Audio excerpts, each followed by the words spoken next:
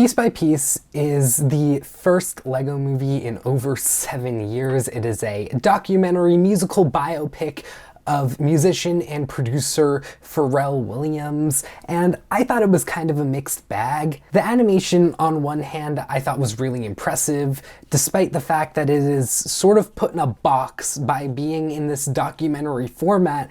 There are a lot of really standout moments here, particularly in these underwater type of sequences, or really anything that has to do with water. There's some really just astounding above the water sequences, whether it be in these riptides or even just on a moonlit beach. And they do a good job like adding some distinct elements of cinematography and lighting to this film that weren't necessarily present in previous LEGO movies like the LEGO Movie or the LEGO Batman movie.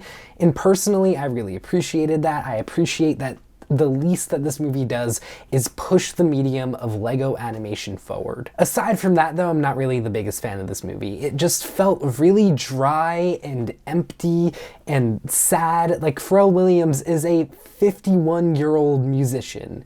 He is not like retired, he is not like out of his prime. No, he is still making hits like almost every year. He's still making music for the Despicable Me franchise. Like, he is not going anywhere. So it's just a really awkward time to be getting this kind of a movie for him. Director Morgan Neville has previously made some hit documentaries about Mr. Rogers, Anthony Bourdain, and Darlene Love, all of which were either deceased or way out of their prime at the point of like the making and release of those documentaries. So this is a really drastic change with Pharrell Williams being the focus. And given that Pharrell was obviously very much a part of the making of this documentary. He voices himself here, he's a producer on the film. It's sugar-coated, it's really sanitized.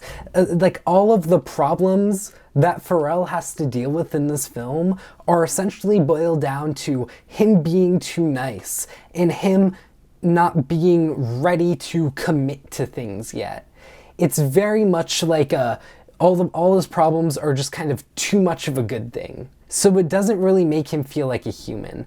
Not to mention that throughout the film, there are so many characters and people that are like, oh yeah, that's Pharrell. He's just special. And that kind of explains away any sense of struggle that he might have gone through. Like, you don't really see Pharrell in this film like going through any struggle, because it's just like, oh, he's special.